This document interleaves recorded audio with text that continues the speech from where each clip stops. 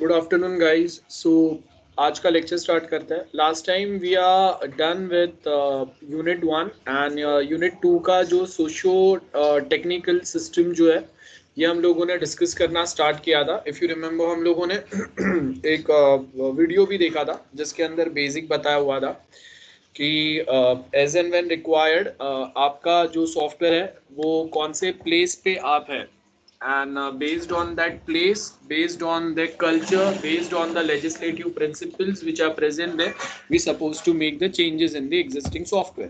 अगर वो नहीं करेंगे that will create a problem. हम लोगों ने एग्जांपल लिया था like Facebook है और Amazon है, they all supposed to modify their services, their product as per the technological and cultural changes which are there from place to place. So same चीज यहाँ पे होगा। अब देखो सर्टन चीजें जो है ना वो हम लोगों ने ऑलरेडी पढ़ा है। सो जो हम लोगों को पता है, डिस्कस किया है, वो मैं वापस नहीं बताऊंगा यहाँ पे, उसको छोड़ के आगे डिस्कस करेंगे। So as you can see what is system, we all know collection of छोटे छोटे जो कंपोनेंट्स होते हैं, यूनिट्स होते हैं, उसको कंबाइन करते हैं तो दैट इज द सिस्टम। बराबर है। अब मेनली क्या होता है, इंटर रिलेटेड कंपोनेंट्स होते हैं आपके जो साथ में जब वर्क करते हैं तभी आपका एक सिस्टम बनता है। एंड उसके आगे ये जो सिस्टम है इसके अंदर अलग अलग सिस्टम्स होंगे हम लोग के, जिसमें you will find software, hardware, और in short we are talking about embedded type of a system, जिसमें हार्डवेयर भी हो सकता है, इलेक्ट्रिकल या मैकेनिकल पार्ट्स भी आ सकता है। It's differ from place to place, from situation to situation. Now system can categorise in two types. एक टेक्निकल कंप्यूटर बेस्ड सिस्टम्स रहता है, लाइक वी हैव मोबाइल या television phones, this are the technical computer based system.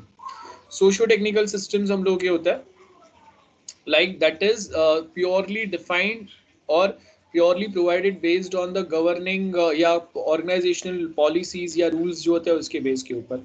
like suppose if you want to publish any book और map, आप देख लो कि Google Map जो है it's a highly modified, or you can say as per the Indian requirement. Like if you know, there are so many disputes between India, China, India, Pakistan. So आप Google Map अगर देखेंगे, the same thing is there on Google Map as well. Like if I log in from Indian IP address, it shows that Kashmir, then जो Aksai Chin है, and Arunachal Pradesh, that is the part of India, है ना। आपका India का map complete दिखता है जैसे हम लोग बताते हैं। When you log in from Chinese IP address, it shows that Aksai Chin and Arunachal Pradesh, it's a part of China. When you log in from Pakistani IP address, it shows that Gilgit Baltistan and POK is part of Pakistan itself, and जो बाकी का जो कश्मीर है जिसको वो लोग India occupied Kashmir बोलते हैं, that is part of Pakistan. So उसके हिसाब से सब मॉडिफिकेशन होते हैं, the boundary which is claim by them. And if we access Google Map from any other IP address, तो आपको वहाँ पे पता चलेगा कि few of these disputed areas are marked in red, stating it's a disputed areas and it does not belong to any country for now, जब तक border disputes जो है वो सॉल्व या सॉर्ट आउट नहीं होता है। सो ये जो है, ये अगर आप देखेंगे कि हम लोग को यहाँ पे कहीं ना कहीं ये सेम जो प्रॉब्लम्स है ये होता है, तो उसके हिसाब से बुक पब्लिकेशन, मैप्स, या ऐसे कोई भी आप देखो कि अगर हम लोग कोई स्पेसिफिक कोई हिस्टोरिकल मूवीज अगर कुछ बनाने वाले हैं, आपने देखा रहेगा कि sometimes we think about like we can say okay, someone is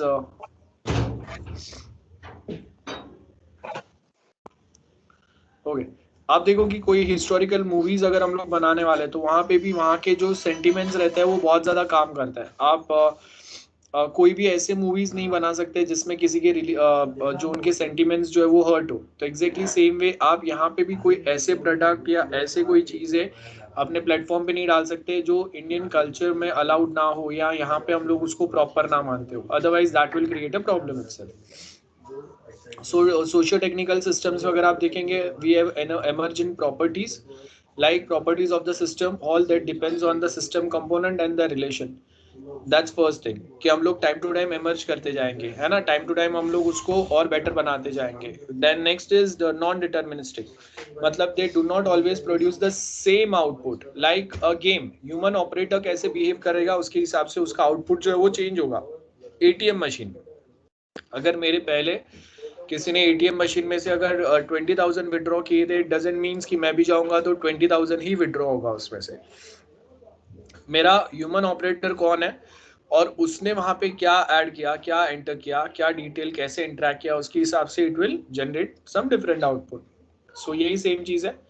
then emergent properties अगर आप देखेंगे, सो अगर हम लोगों ने कोई एक सिस्टम या सॉफ्टवेयर बनाया हुआ है, सो वो टाइम पे तो प्रॉपर चल रहा है, बट टाइम टू टाइम जैसे उस पर डेटाबेस लोड बढ़ेगा, नंबर ऑफ यूजर्स बढ़ेंगे, उसके हिसाब से वो कैसे बिहेव कर रहा है देन, है ना, ये हम लोग को देखना पड़ेगा. दूसरी बात, रिलायबल. रिलायबिलिटी का मतलब है मिनिमम फेलियर्स आने चाहिए और जो आपका सिस्टम है it should be available at any specific time. Like अगर मैं आपको बोल रहा हूँ कि एमएस टीम पे अगर हम लोगों के एग्जाम्स होने, या सपोज अगर हम लोगों को लेट्स सपोज कि हम लोगों को यहाँ पे असाइनमेंट्स ऑनलाइन सबमिट करने हैं जिसके बेस के ऊपर आपका इंटरनल के मार्क्स मिलेंगे आपको. अब मैंने आपको एक स्पेसिफिक टाइम दिया है एग्जाम के लिए, आपके पास 2 आवर्स का टाइम है. अब वो 2 आवर्स के टाइम पे अगर बहुत सारे यूजर्स अगर एक साथ एमएस टीम एक्सेस कर रहे हैं एंड एज अ रिजल्ट अगर आपका जो व्हाट वी से कि आपको अगर वो एमएस टीम वो टाइम पे अवेलेबल नहीं है, सो जब एग्जाम था वो टाइम पे अवेलेबल नहीं है, बाकी पूरा टाइम जब भी आपको चाहिए एमएस टीम और उसके बाकी सारे जो फंक्शंस है वो बहुत स्मूथली अवेलेबल है. सो अब उसका पर्पस या उसका रीजन क्या है, जब मेरा एग्जाम था वो टाइम पे अगर मुझे अवेलेबल नहीं हुआ जिसकी वजह से मेरा एग्जाम अगर खराब हो गया, तो उसके बाद अगर वो अवेलेबल है या नहीं है उससे मुझे फर्क नहीं पड़ता है. तो रिलायबिलिटी मीन्स कि आपको ऑन टाइम वहां पे कोई ज्यादा फेलियर्स नहीं आने चाहिए, जब रिक्वायर्ड है वो टाइम पे वो अवेलेबल होना चाहिए. 24/7 अवेलेबल होना दैट इज समथिंग डिफरेंट, वो हम लोग को जरूरत नहीं है, but as and when required it should be available. जैसे आप देखो कि अगर suppose I am using any software for buying और सेलिंग शेयर्स, तो वो टाइम पे मार्केट जब ओपन रहेगा 9 o'clock ऑनवर्ड्स टू 3:30, तो उसके बीच में ही it allows me to buy और सेल समथिंग. तो वो टाइम पे अगर वो अलाउड नहीं है तो बाद में मैं ऐसे भी बाई सेल नहीं कर सकता. तो बाद में अगर वो सर्विस अलाउ अवेलेबल है, वहाँ पे मुझे एक्सेस करने मिल रहा है, देखने मिल रहा है, तो बाद में उसका पर्पज ही या उसका मतलब क्या बनता है. जब चाहिए तब अगर नहीं है तो उसका मतलब ही नहीं है. सेम वे सिक्योरिटी, जैसे आप देखो कि मैं अगर कुछ आपके साथ डिस्कस कर रहा हूँ, मेरा अकाउंट है, मेरा अकाउंट अगर कोई स्टूडेंट का अगर एक्सेस मिल रहा है या कोई दूसरे प्रोफेसर का, so that student might get the access of some assignments. हम लोग कोई अगर पेपर्स अगर सेट करते हैं उसका एक्सेस मिल सकता है और बहुत सारे प्रॉब्लम हो सकते हैं. सो इट मीन्स कि आपको वो अकाउंट्स का सिक्योरिटी मेंटेन करने आना चाहिए. देन रिपेरेबिलिटी, प्रॉब्लम फिक्सिंग बहुत सिंपल है. And usability, how it is use, how easy this system to use. Type of emergent property दो है, functional and non functional. Functional के अंदर अगर आप देखेंगे like we have a bicycle जो हम लोग चलाते हैं. अगर मेरा साइकिल अगर सपोज गियर वाला है, सो मैं first second third fourth gear पे उसको डाल के अलग अलग स्पीड पे चला सकता हूँ. मेनली काम क्या है उसका, ट्रांसपोर्टेशन डिवाइस, बराबर है, जिसको हम लोग असेंबल करेंगे, टायर ब्रेक गियर जो भी है सब असेंबल करके एक साइकिल बन जाएगा. नॉन फंक्शनल क्या है, जब मैं अगर उसको नॉर्मल रोड पे चला रहा हूँ वो टाइम पे तो प्रॉपर चल रहा है, लेकिन अगर शॉकअप्स लगाया मैंने उसमें, गियर है उसमें, सो जब अगर बहुत ज़्यादा खड्डे वाला रोड है तो दैट टाइम वो कितना वो शॉक्स अब्जॉर्ब कर पा रहा है.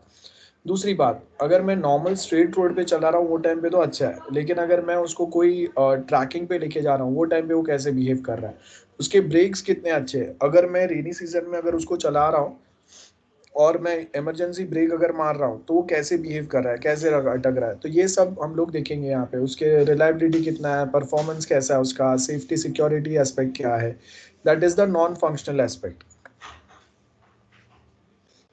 System reliability illustrates the emergent property considering the system reliability because components interdepends. Faults can be propagated through the system failure often occurs because of unforeseen interrelation between the components. तो ये नहीं होना चाहिए. Influence of reliability, hardware reliability कितना better है. जैसे अगर हम लोग देखेंगे कि हम लोग बोलते हैं अगर मेरा फोन जो है उसका रिलायबिलिटी या उसका परफॉर्मेंस कैसे बढ़ेगा, जितना उसमें इंटरनल मेमोरी और रैम अच्छा रहेगा. इन शॉर्ट ये हम लोग एक वे में बोलते हैं. सॉरी. सो यहाँ पे वही है, what is the probability of hardware component failing and how long does it take to repair the that component. कौन से कंपोनेंट्स हम लोग यूज करेंगे, वो कितना बेटर परफॉर्मेंस देंगे, एंड अगर मैं उसको रिपेयर करूंगा तो व्हाट आर द चांसेस कि वो स्मूथ चलेगा. लाइक अगर एक हार्ड डिस्क है, मिनिमम उसका जो लाइफ टाइम है वो 3 years तो मिनिमम होता है. 5 years, 3 to 5 years मिनिमम होता है. और उसके बाद हाँ उसका स्पीड भले स्लो हो जाता है, बट 3 to 5 years तो उसका लाइफ टाइम होता है. सो अभी हम लोगों को क्या चेक करना है, मिनिमम 3 years अगर हो गया तो उसके बाद में उसका परफॉर्मेंस मेंटेन्ड है कि वो स्लो हो गया. आप देखो, आप कोई पुराने एकदम पेन ड्राइव भी यूज करोगे ना, जिसको आपने बहुत बार रीड राइट किया है इस पे, तो उसके बाद आपको पता चलेगा कि वो भी थोड़ा थोड़ा स्लो होते जाता है, उसका भी लाइफ खत्म होते जाता है. तो एग्जैक्टली सेम चीज यहाँ पे होगा. सॉफ्टवेयर रिलायबिलिटी में क्या बोला है, how likely is it that the software component will produce an incorrect output. That's what we mean by software reliability. अगर वो इनकरेक्ट आउटपुट अगर प्रोड्यूस करेगा, देन दैट विल क्रिएट और that might be a very problematic thing. Like for example अगर हम लोग समझे, मैं आपको एक एग्जाम्पल देता हूँ. यहाँ पे अगर आप देखेंगे, we have okay, so suppose here I have book my show. On book my show we have different options available. Like यहाँ पे मेरे पास मूवी बुक करने का ये सारे ऑप्शंस है, एंड उसके साथ में देखो यहाँ पे बहुत सारे फिल्टर्स अवेलेबल है, language wise, generation wise, format wise, and plus हम लोग के पास यहाँ पे सिटी वाइज अवेलेबल है. कौन से सिटीज में हम लोग मेनली मूवी देखने वाले हैं, तो उसके हिसाब से मैं यहाँ पे फिल्टर आउट कर सकता हूँ. वी आर इन मुंबई, सो ये मुंबई यहाँ पे सिलेक्टेड है.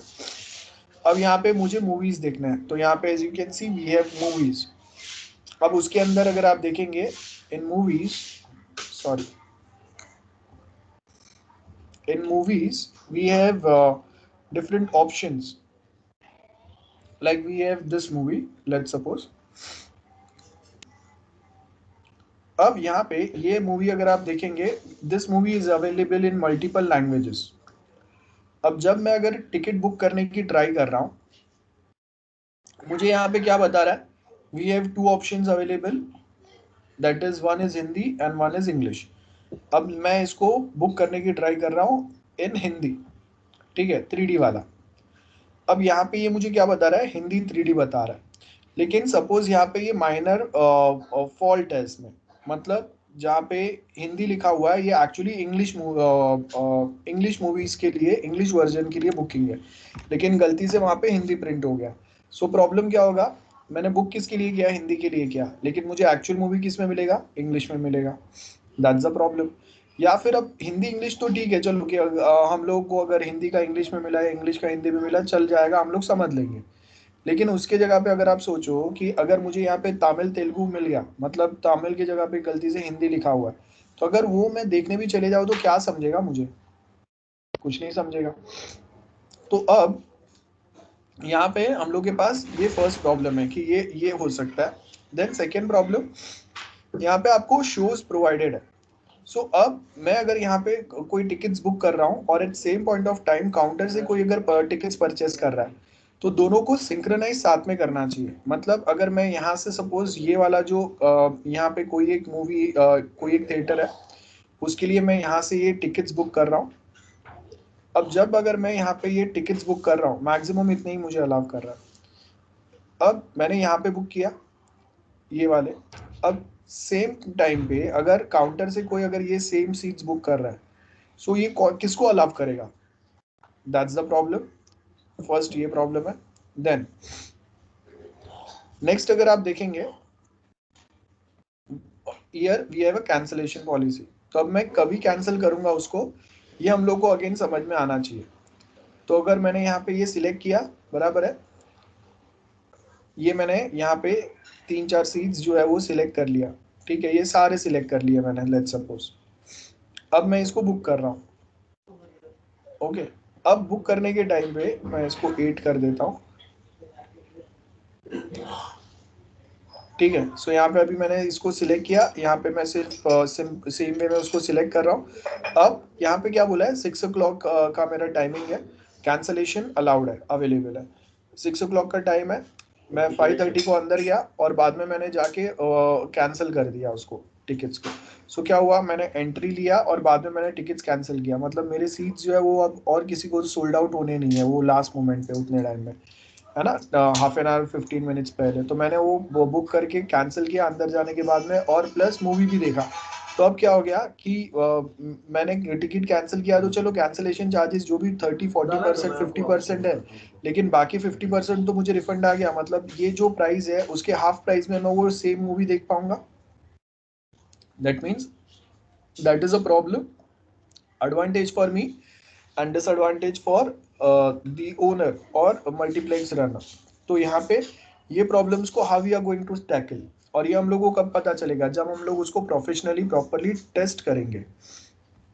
सो सॉफ्टवेयर रिलायबिलिटी है कि नहीं, ये स्पेसिफिक पॉइंट से पता चलता है कि जब अगर मैं मल्टीपल टिकट्स अगर एक साथ बुक कर रहा हूँ तो वो किसको अलाउ करेगा। अब कभी ना कभी तो हो सकता है ना कि जो टिकट मैं ऑनलाइन बुक करने की ट्राई कर रहा हूँ वही कोई ऑफलाइन भी परचेस कर रहा है, या वही कोई दूसरा पर्सन भी ऑनलाइन वही सेम टाइम पे बुक कर रहा है, तो किसको वो टिकट अलाउ करेगा, किसको वो टिकट्स देगा। That is the problem. So वही है। देन ऑपरेटर प्रॉब्लम है। ऑपरेटर प्रॉब्लम मतलब मैंने मिस्टेक नहीं किया है, लेकिन जिसने टिकट्स बुक किया उसने मिस्टेक कर दिया, अगेन अ प्रॉब्लम। देन आप देखो कि छोटे मोटे एरर्स की वजह से अब जो ऑपरेटर है इसने सपोज यहाँ पे अगर आप देखेंगे, ये जब हम लोग बुक माई शो अगर यूज करते हैं ना, तो उसमें आप अगर देखेंगे यहाँ पे हर एक थिएटर के लिए अलग एक लेआउट होता है, हर एक थिएटर सेम साइज का नहीं रहता है। यहाँ पे अगर आप देखेंगे this theatre is quite big compare to the other theatres, है ना, बहुत सारी सीट्स है।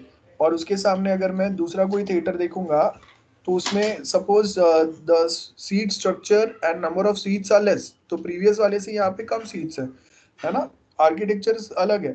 तो अब अगर हम लोगों ने गलती से रॉन्ग स्क्रीन अगर रॉन्ग मूवी के लिए अगर अटैच कर दिया यहाँ पे, है ना, हम लोगों का स्क्रीन छोटा है लेकिन बड़े स्क्रीन के जो सीट्स है वो हम लोगों ने यहाँ पे अटैच कर दिए, तो प्रॉब्लम क्या होगा, यहाँ पे मेरे जो टिकट सोल्ड आउट हुए वो सपोज 100 हुए और नंबर ऑफ सीट्स जो वो थिएटर में वो 60 है।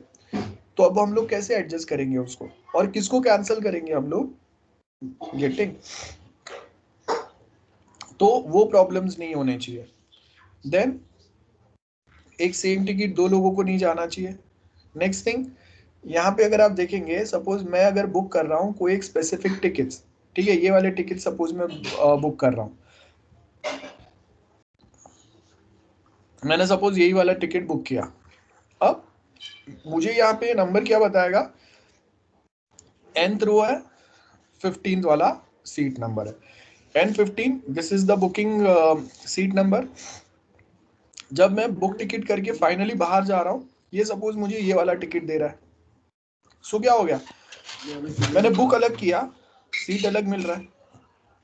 या फिर यहाँ पे ये तो सेम है, अब इसमें अगर आप देखेंगे we have variations in the price range. तो अब मैं बुक कर रहा हूँ सपोज ये वाला टिकट, और मेरे मुझे वो बुक करके कौन सा दे रहा है, ये वाला दे रहा है, मतलब जो मैं बुक कर रहा हूँ और जो फाइनली आउटपुट में मिल रहा है, those are two different one, getting. या फिर मैंने बुक ये वाला किया और वो मुझे हैंड ओवर कर रहा है ये वाला टिकट, क्योंकि ये वाला टिकट मैं बुक करने के टाइम पे सोल्ड आउट हो गया, तो अभी ये वाला टिकट ही बचा है, तो मुझे बिना पूछे वो सपोज ये वाला मुझे बुकिंग के ऑप्शन दे रहा है।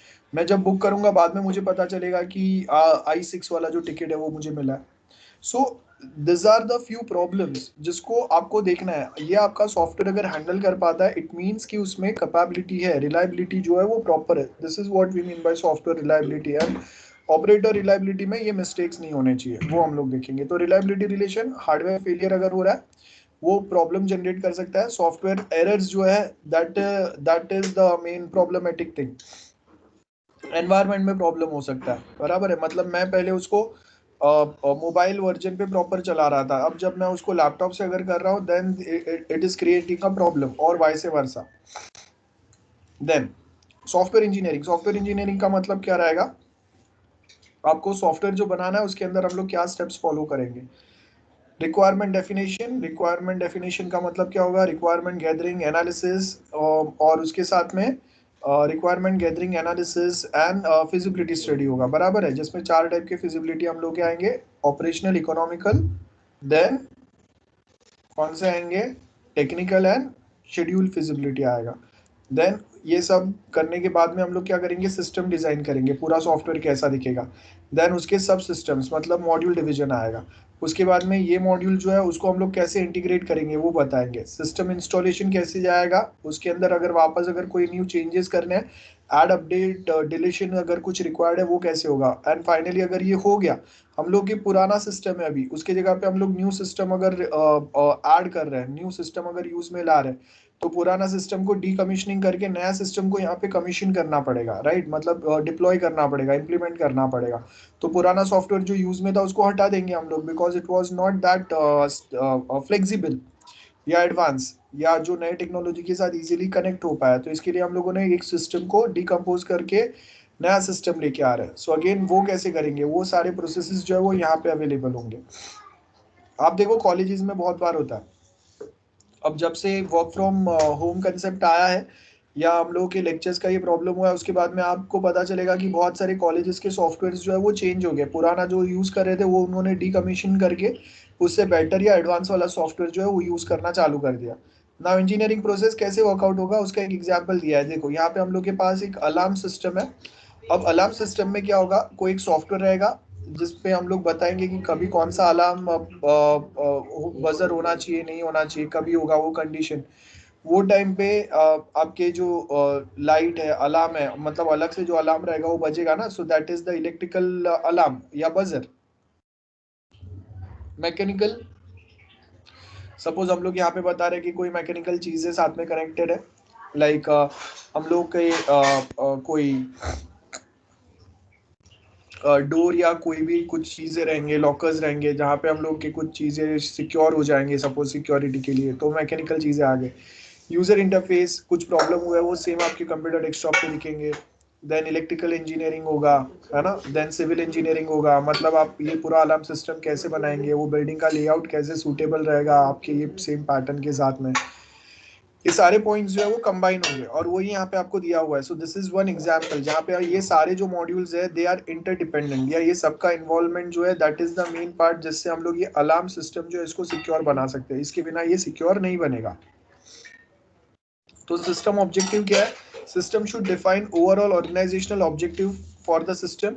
It should define why the system is being procured for a particular environment.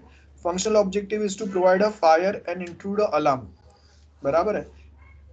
सो अगर कोई अगर ऑफिस में या एनवायरनमेंट वो प्रेमाइसिस में अगर एंटर हो रहा है उसका, और फायर अलार्म, ये दोनों लोगों को यहाँ पे सिक्योरिटी प्रोवाइड कर रहा है, ये इसके लिए हम लोगों ने सिस्टम बनाया। तो this is the functional objective, warning provide करेगा। ऑर्गेनाइजेशन में क्या बोला है, ensure a normal functioning of the work carried out in the building is not seriously disturbed by the event such as fire and unauthorised intrusion.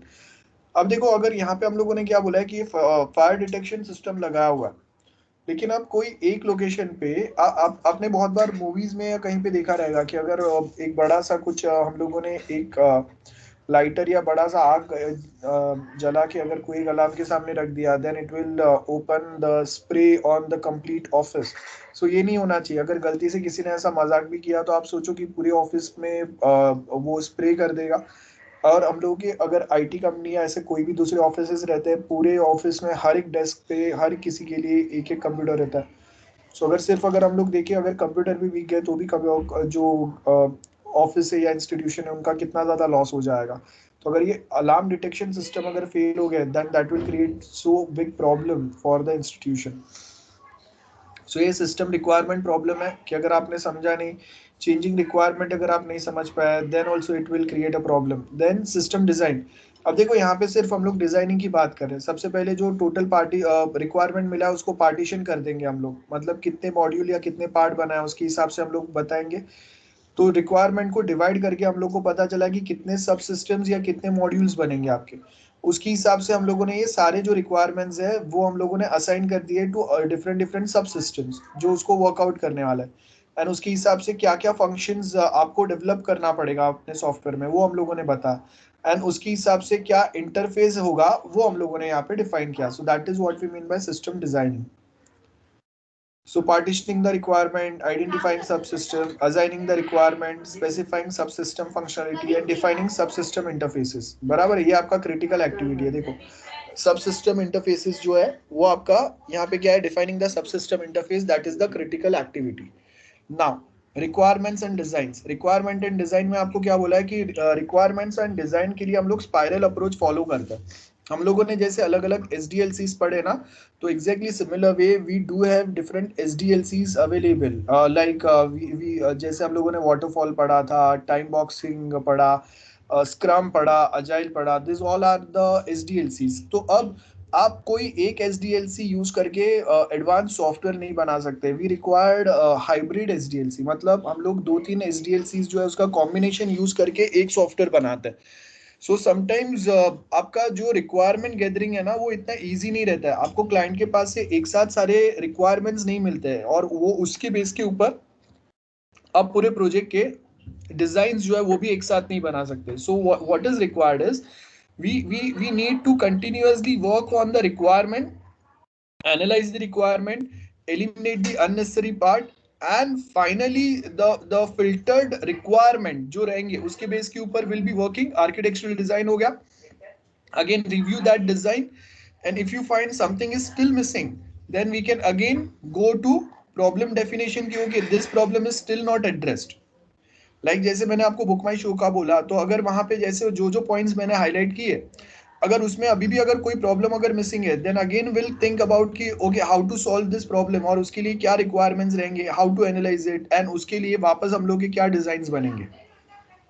So same process will go on getting, ये same pattern work out होगा। Then system design problem जैसे मैंने आपको बता दिया वही है। System modelling, system modelling में आपको क्या बोला है, we basically represents the block diagram जो आपके सिस्टम्स के रहेंगे। System will decomposed into interfacing, interacting subsystems and different functional components जो रहेंगे वो यहाँ पे हम लोग बताएंगे। Like we have this alarm controller, तो अलार्म कंट्रोलर आपका अलार्म कंट्रोलर क्या बता रहा है, एक तो मूवमेंट सेंसर, मतलब अगर कोई अनऑथोराइज पर्सन अगर वो रूम में या वो प्रीमाइसिस में एंटर करने की ट्राई करेगा तो उसका मूवमेंट जो है वो डिटेक्ट करेगा। So we have movement sensor, and at same point of time we have a door sensor जो डायरेक्टली डोर को लॉक कर देगा, या अगर कोई डोर को ओपन करने की ट्राई करेगा तो उसको हम लोग लॉक कर देंगे। At same point of time siren will start, voice synthesiser रहेगा जो वार्निंग देगा। आपने देखा रहेगा कि वो वार्निंग आता है, वॉइस मैसेज आता है, एक रिकॉर्डेड वॉइस मैसेज रहेगा। एक टेलीफोन कॉल जो है वो पुलिस को या हायर अथॉरिटीज को जा सकता है।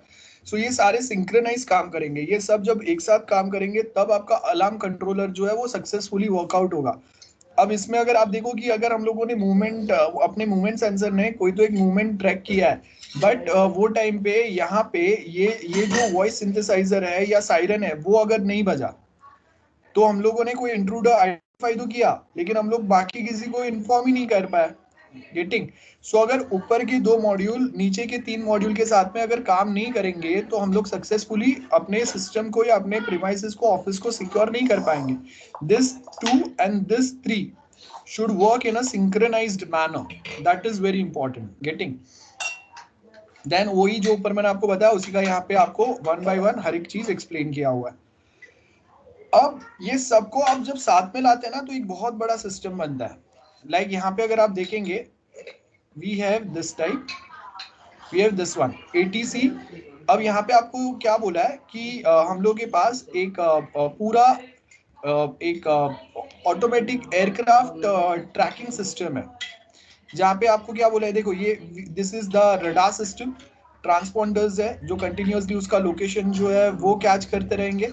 और यहाँ पे वी हैव पोजीशन प्रोसेसर, मतलब एग्जैक्टली जो एयरक्राफ्ट है उसका कौन सा पोजीशन कहाँ पे, वो बैकअप पोजीशन प्रोसेसर्स है जो साथ में काम करते रहेंगे।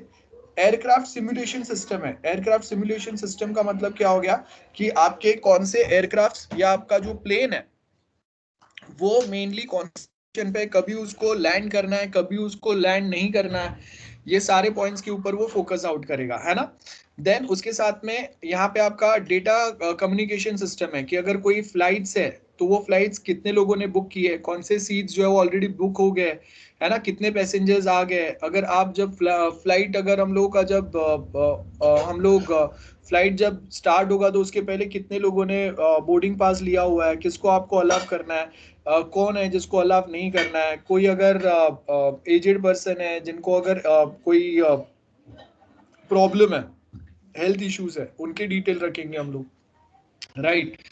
ये सब कंट्रोल्ड वे में चलेगा और उसके साथ में आपका ये लॉग्स बनते जाएंगे, मतलब इसका पूरा एक डिटेल रिपोर्ट्स आपके पास रहेंगे। Aircraft commission can easily find out all the things, telephone system रहेगा। तो आपके आपके जो कैबिन क्रूज रहेंगे, they can communicate easily with the help of this telephonic system which is present through pilots, and pilots can communicate with the control tower. So उससे क्या होगा कि अगर कोई भी अगर प्रॉब्लम आता है तो हम लोग इजीली वो सिचुएशन को हैंडल कर पाए, बिकॉज जैसे रोड पे अगर आपको ट्रैफिक सिग्नल्स या कुछ मिलते हैं, रियल में ऐसा कुछ नहीं होता है ना। रियल में that is something which is different, totally different होगा। सो यहाँ पे वो दिया। देन वी हैव सब सिस्टम डेवलपमेंट। तो यहाँ पे वही है, commercial off the shelf software आपके पास अवेलेबल होता है, मतलब आपको कोई एक सिस्टम खुद से बनाना है या जो स्टैंडर्ड अवेलेबल है उसी को आप रीयूज करेंगे, या फिर आप आधा खुद से बनाएंगे, आधा आप जो अवेलेबल है उसको रीयूज करेंगे। इसके ऊपर हम लोग यहाँ पे वर्कआउट करते हैं। सो मेनली ये होंगे हम लोग के सब सिस्टम डेवलपमेंट। देन बहुत बार क्या होता है सिस्टम इंटीग्रेशन, मतलब आधे हम लोगों ने सॉफ्टवेयर जो है वो खुद से बनाया, आधे हम लोगों ने, जैसे मैंने लास्ट टाइम आपको बताया था ना कि मुझे video calling, voice calling, chatting, ये सारे फैसिलिटी चाहिए, तो जो रेडीली मुझे अवेलेबल कर रहे हैं वहां से मैं वो चीजें इंटीग्रेट करूंगा, थोड़ा मैं वापस बनाऊंगा। गूगल मैप वापस मैं इंटीग्रेट करूंगा, वापस थोड़ा पार्ट मैं खुद से बनाऊंगा। देन जो बॉट फीचर जो था वो वापस मैं इंटीग्रेट करूंगा, है ना, एंड थोड़ी चीजें वापस मैं बनाऊंगा। So it's going to be combination of, यहाँ पे आपको क्या बोला है, commercial off the shelf, commercial software जो अवेलेबल है, जैसे एमएस टीम है। ये देखो, ये एमएस टीम जो है, this is the standard software which is available. अब आपके जो कॉलेज है, एनएमआईएमएस ने पूरा अपना एक सैप्स डेवलप किया हुआ है, काफी बड़ा सॉफ्टवेयर डेवलप किया हुआ है, लेकिन उसके अंदर ऑनलाइन लेक्चर कंडक्ट करने के लिए कोई फैसिलिटी नहीं था। तो वो टाइम पे अभी हम लोगों ने क्या किया, instead of developing that software again, क्योंकि हम लोगों को नहीं पता है कितने टाइम ये सेम ये वे में लेक्चर्स चलेंगे। So when we are not sure, sorry, so at that point of time what we will do, हम लोग के पास जो कमर्शियल ऑफ द शेल्फ या अगर कोई स्टैंडर्ड सॉफ्टवेयर अगर अवेलेबल है उसको हम लोग इंटीग्रेट कर देंगे। कैसे इंटीग्रेट किया, ये जो लेक्चर्स है ये आपके यहाँ पे हो रहा है, अटेंडेंस यहाँ से लेके हम लोग वहां पे अपलोड कर रहे हैं, so we can easily find out. Lectures आपके यहाँ पे रिकॉर्ड हो रहा है, एग्जाम आपका यहाँ पे होगा, एग्जाम रिजल्ट आपके वहां पे डिस्प्ले हो जाएंगे, है ना। सो अटेंडेंस यहाँ पे हो रहा है, एग्जाम वहाँ यहाँ पे हो रहा है, रिजल्ट्स, डिफॉल्टर लिस्ट, सब कुछ वहां पे डिस्प्ले हो रहा है, यहाँ से डेटा वहां कनेक्ट हो रहा है। So that's how we do. और बिग बैंग अप्रोच का मतलब है ये जो छोटे छोटे पार्ट में आपने सर्टन रेडी सॉफ्टवेयर और डेवलप सॉफ्टवेयर, मतलब थोड़ा पार्ट खुद से बनाया, थोड़ा कहीं से आपने इंटीग्रेट किया, वापस थोड़ा बनाया, थोड़ा इंटीग्रेट किया, तो ये जो आपने टुकड़े टुकड़े टुकड़े अलग अलग बनाया है, ये सबको जब हम लोग साथ में कंबाइन करते हैं एज अ सिंगल सॉफ्टवेयर, तो ये सारे टुकड़े को जब हम लोग कंबाइन करके as a single software check करते हैं, टेस्ट करते हैं, उसको बिग बैंग अप्रोच बोलते हैं। Okay, I hope this is clear. Now next अगर आप देखेंगे, we have incremental integration is done to this part. Then उसके आगे क्या बोला है, system evolution. So system evolution में क्या बोला है, large system as a long life line, long life time. जैसे आप देखो कि फेसबुक है, गूगल है, अब ऐसा नहीं है कि भाई 5 साल के बाद में अभी गूगल या फेसबुक रहेगा नहीं रहेगा, वी डोंट नो। सालों से वो चल रहा है, वो खुद को धीरे धीरे खुद से इवॉल्व कर रहा है और नए चीजें उसमें डाल रहा है। आप देखो कि आपने पहले कभी सोचा नहीं था कि हम लोग कुछ शॉपिंग जो है वो फेसबुक से कर पाएंगे।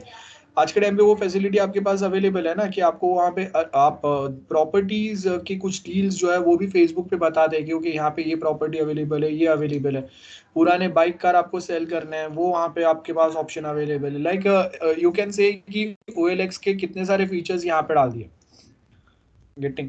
और उसके साथ में we can promote our business, ये वो। तो आप अगर घर से भी बिजनेस कर रहे हैं तो वो सेम चीजें आप यहाँ पे खुद के प्रोडक्ट्स भी प्रमोट कर सकते हैं, एडवर्टाइज, सारी चीजें अवेलेबल है। सो धीरे धीरे Facebook is also evolving, it is adding few new things. So evolution is inherently costly. Changes must be analyzed from the technical and business perspective. अब चेंजेस करेंगे लेकिन वहां पे जो रिक्वायर्ड है, जो जरूरी है वो आप करो। मतलब रिक्वायर्ड क्या है? रिक्वायर्ड ये है कि मेरे प्लेटफॉर्म पे ज्यादा से ज्यादा यूजर रहे। तो हम लोगों ने क्या देखा कि यूजर्स जो है वो आज के टाइम पे कौन से पॉपुलर प्लेटफॉर्म्स है वहां पे सबसे ज्यादा जाते हैं, उसके फंक्शंस यूज करते हैं। तो सपोज हम लोगों को पता चला कि ओके अमेजोन है, वहां पे ज्यादा लोग जाते हैं। देन यूट्यूब का जो लाइव फैसिलिटी दिया हुआ है यूट्यूब, जहाँ पे हम लोग कोई अपने इवेंट्स या कुछ लाइव ब्रॉडकास्ट कर सकते हैं, उसके ऊपर लोग जाते हैं। तो अब यूट्यूब ने फेसबुक ने भी फेसबुक लाइव चालू किया है ना। तो उससे उससे बेनिफिट क्या होगा कि मैं अगर यूट्यूब पे नहीं हूँ, मेरे सारे जो व्यूअर्स है, मेरे फ्रेंड्स है, हम लोग के कलीग्स है, वो अगर फेसबुक पे, तो मैं फेसबुक पे भी लाइव जाऊंगा तो सेम चीजें जो है मुझे दोनों साइड पे दिखेगा। तो अब क्या होगा कि आपका अगर कोई इवेंट या कुछ भी अगर आप लाइव टेलीकास्ट या ब्रॉडकास्ट कर रहे हो ऑन फेसबुक, सो वहां पे भी लोग ज्वाइन करेंगे, कमेंट कर सकते हैं, लाइक कर सकते हैं, पूछ सकते हैं क्वेश्चन, आप वहां पे आंसर भी कर सकते हैं। सो जैसा सर्टन चीजें आपको यूट्यूब पे अवेलेबल है वो वहां पे दे दिया। सो अब आपके पास दो ऑप्शंस है, या आप दोनों यूज कर सकते हैं। तो इससे क्या होगा, दोनों साइड से आप ज्यादा ऑडियंस को ट्रैक कर पाएंगे। बराबर है। तो आपके बहुत सारे यूजर्स जो है वो अभी भी फेसबुक पे ही रहे, यूट्यूब पे जाने की जरूरत नहीं पड़ी। That's first thing. सेकेंड, मैं OLX यूज करता था पुराने प्रोडक्ट बाई सेल करने के लिए, देखने के लिए। सो अब हम लोग बहुत बार ऐसे प्रोडक्ट्स जो है बाई सेल करते हैं, तो अब मुझे वो उसके लिए भी दूसरे प्लेटफॉर्म पे जाने की जरूरत नहीं है, वो भी सेम चीजें जो है मैं फेसबुक पे ही देख सकता हूँ। तो अभी क्या हो गया, अगर कोई शॉपिंग वाले भी है वो भी अपना फेसबुक पे टाइम पास कर रहे हैं। नॉर्मली जो टाइम पास कर रहे हैं वो तो कर ही रहे हैं, उसको छोड़ के फेसबुक वाले भी टाइम पास कर रहे हैं। वो रील्स आ गया है, तो जो हम लोग टिकटॉक पे लोग फालतूगिरी करते थे, अब वो सेम फेसबुक और इंस्टा पे कर रहे हैं। सो अब जो कर रहे हैं वो तो पूरा दिन निकाल रहे हैं, और जो देख रहे हैं वो भी देखते देखते पूरा दिन निकाल रहे हैं। सो क्या हो गया, अगेन हम लोगों का बिजनेस पर्सपेक्टिव हम लोगों ने चेंज किया। सो यहाँ पे क्या बोला है, सब systems are not independent. Changes to one system may affect the performance or behavior of other systems. So आपको changes बहुत ध्यान से लाने पड़ेंगे। System decommissioning, life time use किसी का अगर खो गया, उसका जरूरत नहीं है, उसको हटा के नया चीजें लेके आ जाओ। लेकिन at same point of time ध्यान में रखना है कि जो चीजें हम लोग निकाल रहे हैं, जो सॉफ्टवेयर हम लोग फेंक रहे हैं, या जो मशीन्स हम लोग हटा रहे हैं, आप देखो कि हम लोग यहाँ पे जो बात करें जो टाइप के सिस्टम्स का, उसमें mechanical, electrical, electronic, software, hardware सब कंबाइंड है। तो वो टाइम पे उसमें से डेंजरस केमिकल्स भी निकलते बाहर निकलते हो सकते हैं। सो आपको उसको भी बचाना है ना। ये आपने बहुत बार देखा रहेगा। Then organisation, people and computer system. Socio technical systems are organisational system intended to help deliver some organizational or business goals like human, social and organizational factor. तो सबसे पहले यहाँ पे आपको क्या बोला है, प्रोसेस चेंज। लाइक यहाँ पे आपको क्या बोला है, system requires changes to the work process in this environment. तो अब हमेशा ऐसा नहीं होगा कि जो सिस्टम है वो हमेशा कंप्यूटर बेस्ड ही रहेगा। आप देख लो कि हम लोग जो आज के टाइम पे सॉफ्टवेयर बनाते हैं, वो मोस्ट ऑफ सॉफ्टवेयर जो है वो अब मोबाइल वर्जन पे रिक्वायर्ड है लोगों को। अब जो चीजें मोबाइल पे रिक्वायर्ड है उसके साथ में अब वो मेरे पास अगर स्मार्ट वॉच है तो मैं उस पर एक्सेस करने की ट्राई करूंगा। तो क्या हो रहा है, चेंज आ रहा है, सिस्टम रिक्वायरमेंट में चेंजेस आ रहे हैं। तो अभी आपको जो चीजें आपने मोबाइल ऐप के लिए बनाया, वो सेम चीज आपको स्मार्ट वॉच के लिए भी बनाना पड़ेगा। जॉब चेंजेस डज नॉट, अब यहाँ पे जॉब चेंजेस जो हो रहा है ना, वो ऐसे हो रहा है कि स्टार्टिंग में हम लोग के पास जो वेब डेवलपर्स थे, अब उसके जगह पे मोबाइल डेवलपर्स आ गए। और मोबाइल डेवलपर्स में भी अभी अगर आपके पास cloud development, cloud app development का नॉलेज है, AI का नॉलेज है, then those are more in demand, है ना। तो ये आ गए। Organisational changes, political power structure जो है उसमें कहीं ना कहीं अगर चेंजेस होंगे तो यहाँ पे ऑर्गेनाइजेशन में भी चेंजेस आएंगे। सो अब देखो यहाँ पे ऑर्गेनाइजेशनल प्रोसेसेस में आपको क्या बोला है, we have procure new process as per the new technology trends and currently कौन से नीड्स है उसके हिसाब से।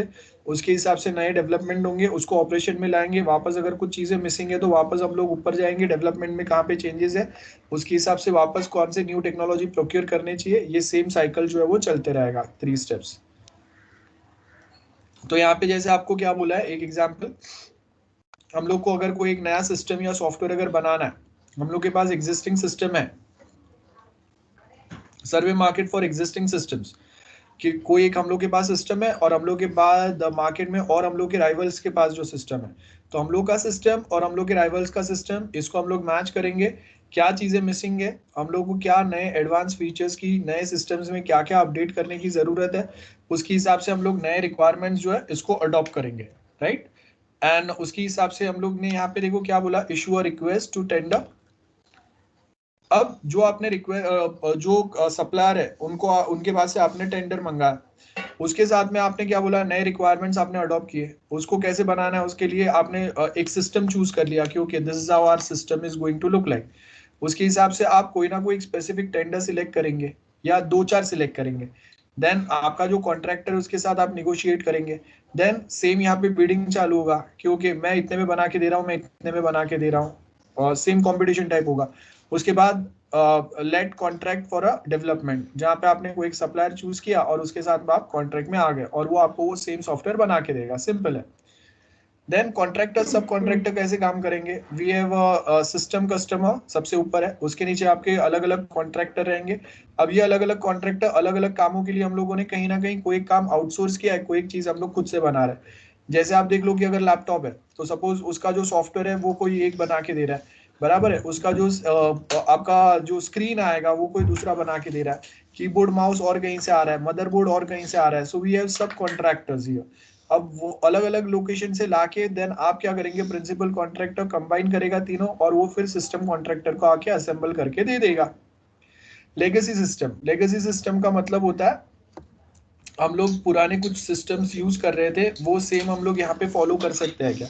अब देखो पुराने जो हम लोग विंडोज एक्सपी यूज कर रहे थे, तो वो टाइम पे हम लोग के पास ये मोबाइल स्मार्टफोन्स नहीं थे वो टाइम पे, ठीक है, और ना ही 3G या 4G सर्विस था। सो हम लोग वहाँ पे क्या कर रहे थे कि हम लोग कंप्यूटर के ऊपर ही बहुत सारी चीजें कर रहे थे। अब आज के टाइम पे अगर मैं मैक अगर यूज कर रहा हूँ तो जो चीजें मैं अपने कंप्यूटर पे रखता हूँ वो same I can synchronise with my iPad, same I can synchronise with my iPhone. Windows ने वो चालू किया था लेकिन वो सक्सेस नहीं हुआ, फेल हो गया। सो अब विंडोज के फोन नहीं है, तो अगर ऐसा नहीं हो सकता कि मेरे पास विंडोज ओएस है उसको मैं इजीली सिंक्रोनाइज कर दूं जितना एफिशिएंटली मैक और आईफोन या आईपैड सिंक्रोनाइज होता है। तो वो जो है वो मिसिंग हो गया। अब यहाँ पे लेगेसी सिस्टम्स क्या है कि पहले ये होता था कि सारे जो आपके सिस्टम्स या सॉफ्टवेयर या ऑपरेटिंग सिस्टम में अपडेट आते थे वो सारे सिर्फ किसके लिए आते थे, डेस्कटॉप बेस्ड कंप्यूटर के लिए। आज के टाइम पे आप अगर देखेंगे कि डेस्कटॉप बेस्ड सिस्टम से हम लोग कभी कभी स्विच करके किस पे जा रहे हैं, मोबाइल वर्जन पे जा रहे हैं, तो वहां पे लेगेसी फॉलो करना, शॉर्टकट्स या पैटर्न फॉलो करना पॉसिबल नहीं होता है। जैसे मैंने आपको बोला था कि अगर मैं विंडोज एक्सपी अगर यूज कर रहा हूँ so I can easily work with Windows 7 and Windows 8, but अभी अगर वो सेम फीचर्स जो वहां पे थे वो सेम अगर मैं बोलूंगा कि मैं आपको अगर दूसरे कोई लोकेशंस पे भी प्रोवाइड कर रहा हूँ, मतलब वो सेम वे में वो सेम फंक्शंस मोबाइल पे प्रोवाइड करना, that is not possible. Windows XP से विंडोज 7 जो बना वो कंप्यूटर वर्जन ही बना, तो वो टाइम पे इट वाज पॉसिबल। लेकिन विंडोज 8 जो आया वो उन्होंने मोबाइल वर्जन भी निकाला और लैपटॉप या कंप्यूटर वर्जन भी निकाला। तो कंप्यूटर वर्जन में विंडोज 8 में आपका लेगेसी फॉलो हुआ कि जैसे फीचर्स शॉर्टकट्स जैसा लेआउट था वैसा बहुत सारा लेआउट जो है हम लोगों ने विंडोज में वहां पे कैरी फॉरवर्ड किया। लेकिन अगर आप देखेंगे कि मोबाइल वर्जन में वो सेम चीजें कैरी फॉरवर्ड नहीं हो सकते, मोबाइल में आपका प्लेटफॉर्म ही चेंज हो गया, आपका टेक्नोलॉजी चेंज हो गया, तो वहां पे जो फंक्शंस है, the behaviour, the way how your software reacts वो भी चेंज होगा। गेटिंग? सो ये लेगेसी सिस्टम हो गया। तो सोशियो टेक्निकल एस्पेक्ट्स जो है उसके हिसाब से हम लोग डेवलप करेंगे, लेकिन लेगेसी फॉलो करना हर बार पॉसिबल नहीं रहता है, कभी कभी पॉसिबल होता है, कभी कभी पॉसिबल नहीं होता है ना।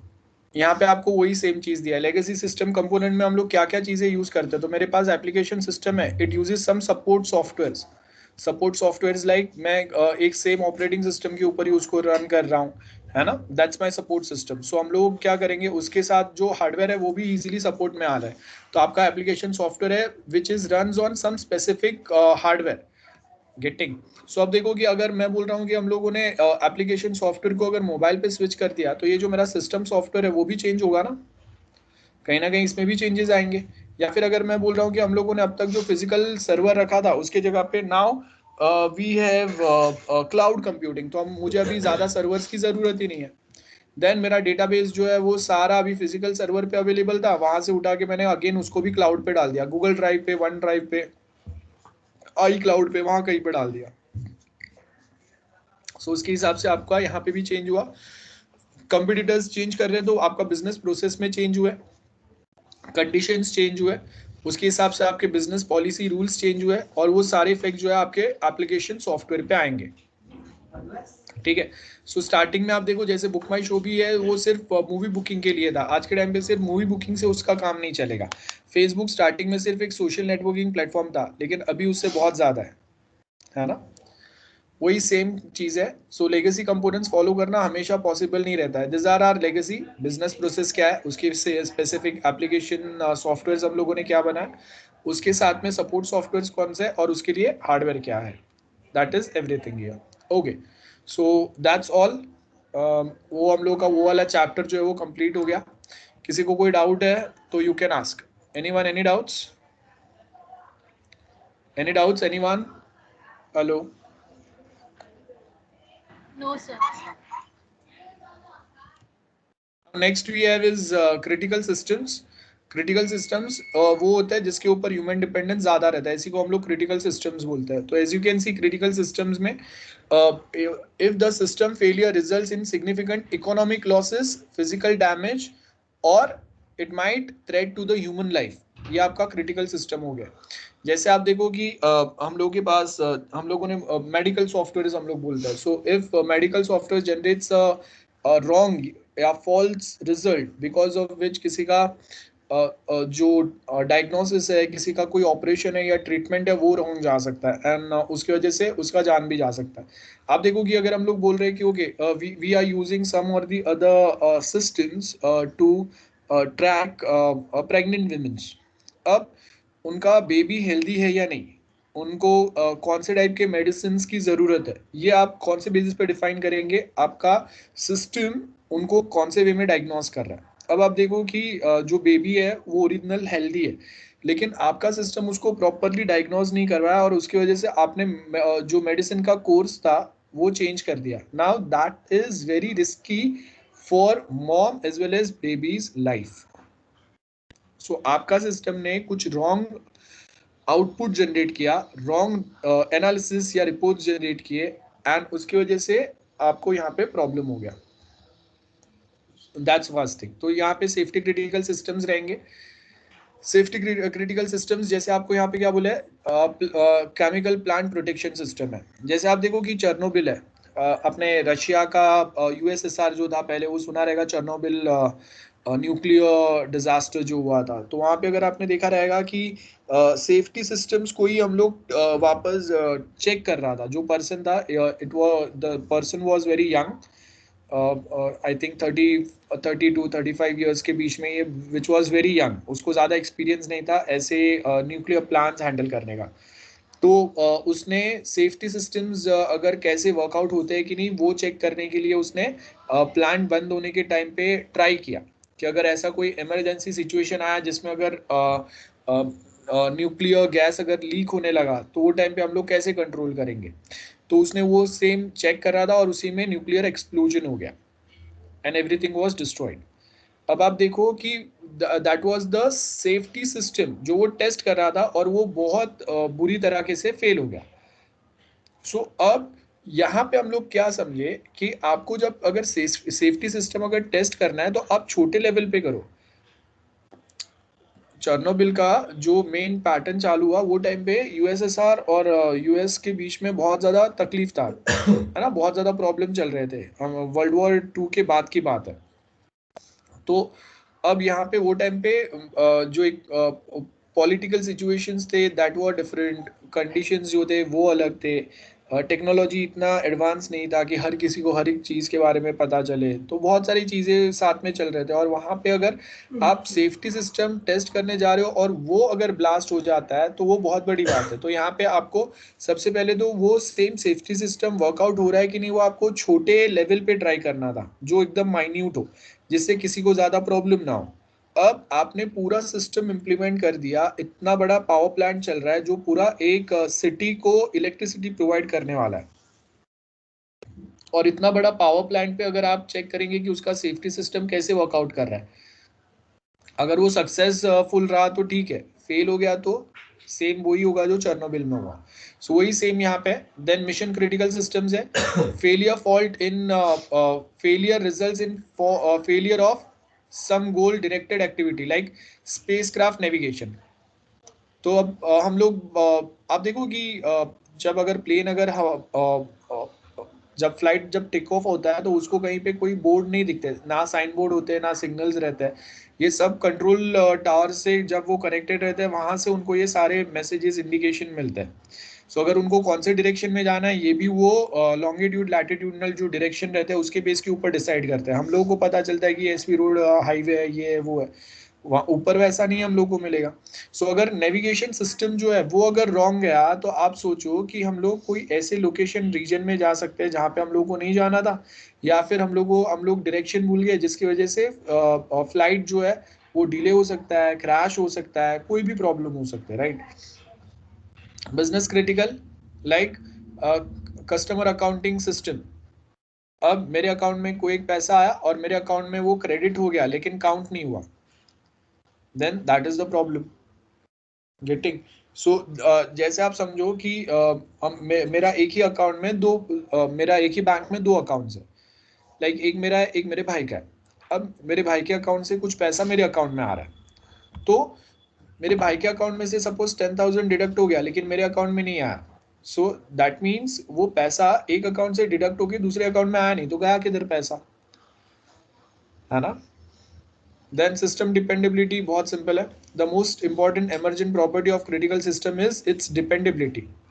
इंपॉर्टेंस क्या है, systems that are unreliable, unsecure या unsafe are often rejected by their users।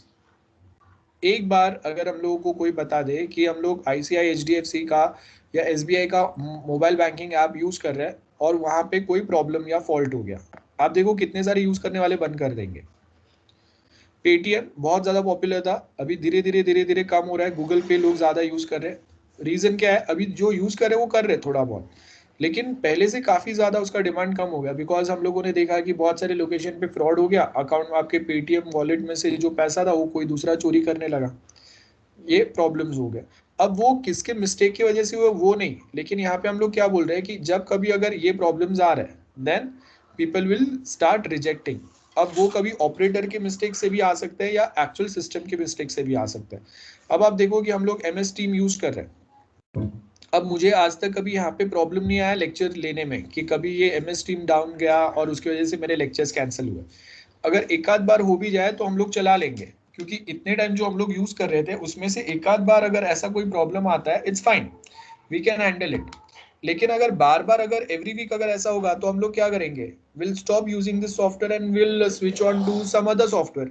Then system failure cost may be very high, reactor aircraft navigation ये बहुत ज़्यादा महंगे रहते हैं, तो हम लोग यहाँ पे इजीली इतना इसको अफोर्ड नहीं कर सकते। आप देख लो कि अगर अमेरिका का एक फ्लाइट अगर कहीं पे उसका नेविगेशन रॉन्ग जाने की वजह से अगर उसको डैमेज हो गया, प्रॉब्लम हो गया, सो वो बिलियंस ऑफ डॉलर्स का उनके लिए लॉस है getting.